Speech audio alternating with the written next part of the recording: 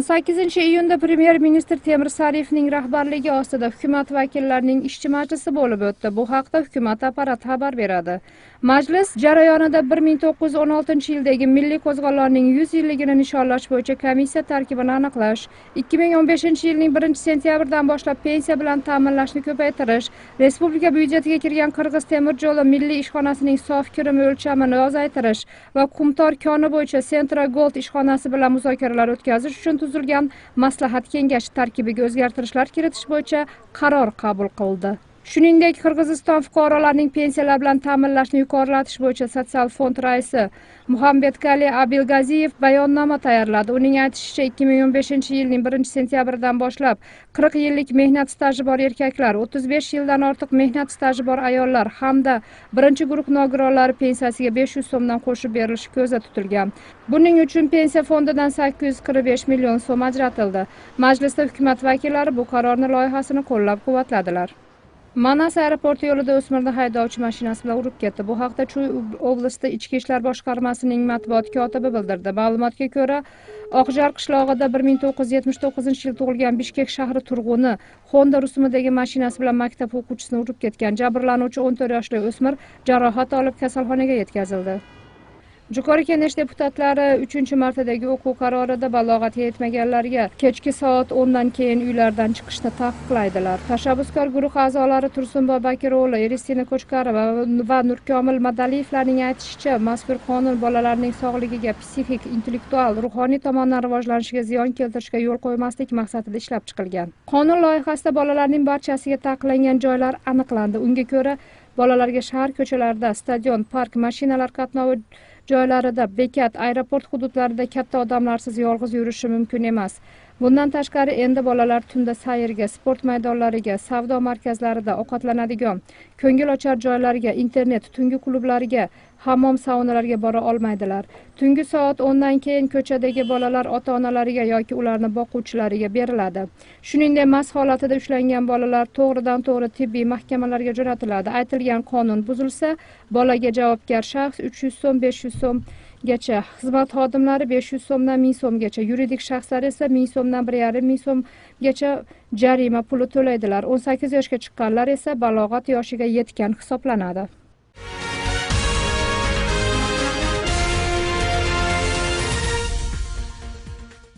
Endi Qirg'izistonda 23 yoshga yetmagan qizlar chet elga chiqa olmay qolishlari mumkin. Bunday tashabbus bilan deputat Tursunboy Bakiro'g'li chiqdi.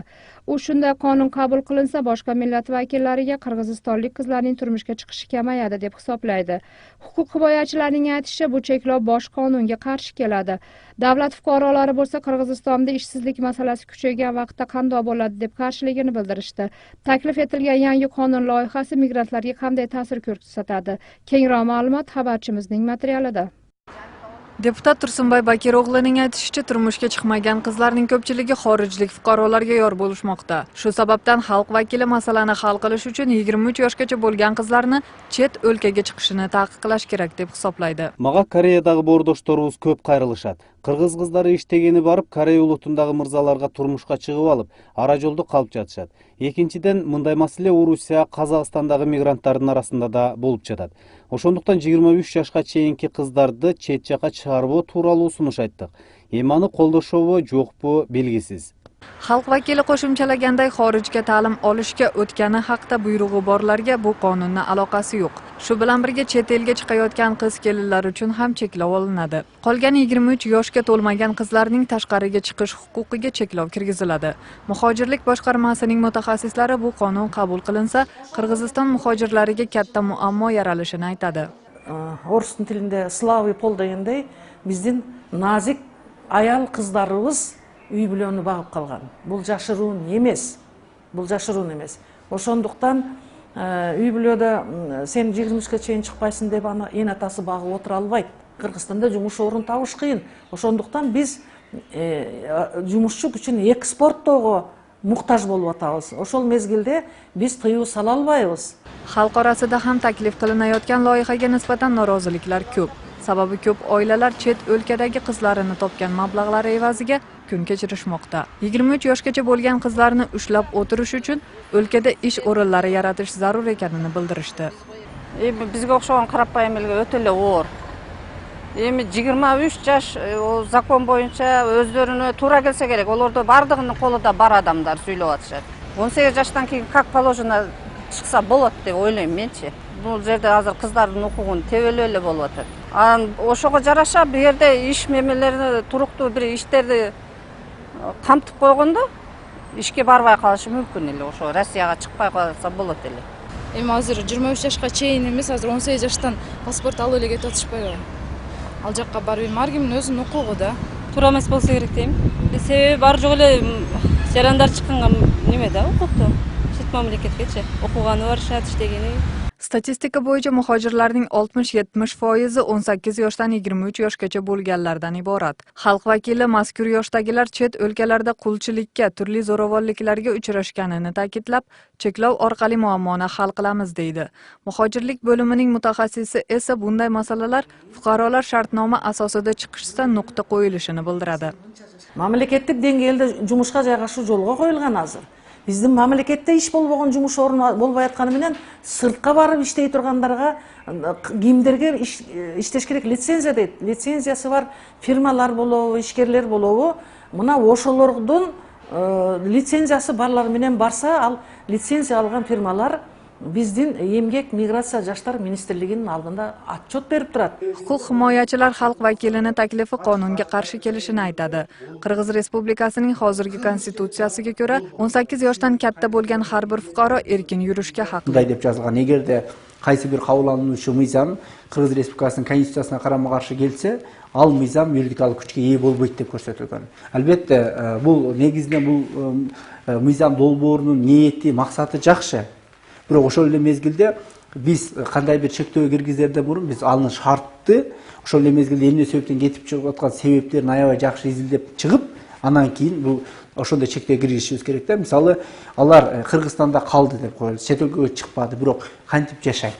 Bundan 2 yil avval parlament qizlarni chet o'lkaga chiqishini cheklash bo'yicha qaror qabul qilgan. Qaror tashabbuskori deputat Irg'al Qadiraliyeva shu yo'l orqali minglagan qizlarni mehnat va jinsiy qulchilikdan, firibgarlar qo'liga tushishdan himoya qilishini bildirgan. Ra'noy Nazarova, Dina Do'sumbetova, Azam Buzrikov, Intimaq. 18 iyunda Premyer ministr Temir Sariyev, qishloq xo'jaligi va melioratsiya ministri Talabek Aydaraliyev dehqonlarni sifatli urug' bilan ta'minlash bo'yicha ma'lumotini tingladi. Bu haqda hukumat apparatidan xabar berishdi. Yig'ilishda Temir Sariyev qishloq xo'jaligi tarmog'ini rivojlantirish uchun islohot zarurligini ta'kidladi. Shuningdek, Sariyev dehqon fermerlarni sifatli urug' bilan ta'minlash uchun sertifikatsiya olish talablarini kuchaytirish zarurligini ham bildirdi. Qishloq xo'jaligi va melioratsiya ministri Talabek Aydaraliyev dehqonlarni sifatli urug' bilan ta'minlash bo'yicha davlatning yordami kerakligini ta'kidladi. Premyer ministr Sariyev dehqonlarga davlat tomonidan qo'llash effektivligini ko'tarish yo'llarini ishlab chiqishni topshirdi. Yil oxirigacha 43 ta maktab foydalanishga topshirilishini Damira Niyazaliyeva Juqori Keneshning rejalar yig'inida bildirdi. Uning aytishicha, hozirda respublika bo'yicha 191 maktab qurilmoqda. Shuningdek, oxirgi 2 yilda bolalar bog'chalari binolarini qaytarish yuzasidan yaxshi ishlar olib borilayotganini qo'shimcha tarzda aytib o'tdi. Mamlakat bo'yicha 1568 bola bog'cha, uning 285 davlatga tegishli, 992 nafari munisipal tarmoqqa tegishli va 291 bolalar bog'chasi esa xususiydir. Hozirda 119 nafar bolalar bog'chasining binolari qaytarilib ulgurdi, dedi Niyazaliyeva. U maktabgacha bilim berish tarmog'idagi korrupsiyani yo'qotish uchun dastlabki qadamlar tashlanganini ham aytib o'tdi. Bugungi kunda bog'chaga kirish uchun O'sh shahrida 1700 bola, Bishkek shahrida 1549 bola navbatda turibdi. Kapital hissa moddasiga ko'ra yil oxirigacha 43 ta maktab va 2 ta bog'cha qurilishi yakunlanishi kerak.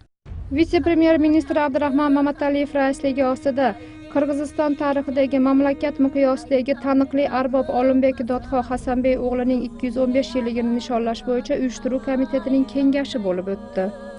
Bu haqda hukumat apparatidan xabar berishdi. Kengash jarayonida uyushtiruv komiteti a'zolarining Qirg'izistonning madaniyat, ma'lumot va turizm ministrligi tarafidan tayinlangan Olimbek Dodxoh Hasanbey o'g'lining 215 yilligini nishonlash bo'yicha tadbirlar rejasini muhokama qildilar.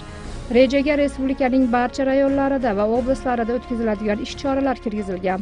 Unga ot o'yinlari, ilmiy amaliy anjumanlar, muzeylardagi ko'rgazmalar, spektakllar kiradi deb ma'lum qildi madaniyat, ma'lumot va turizm ministrining o'rinbosari Baxtbek Sekimov. Shuningdek, O'sh oblasida o'tkazilgan ko'chma kengash jarayonida asosiy tadbirlar oblastning Alay rayonida va O'sh shahrida o'tkazilishi qarori qabul qilindi. O'z navbatida vitse-premyer ministr Abdurahmon Mamataliyev ta'kidlagandek, taklif qilingan rejani to'liq ishga oshirish shart.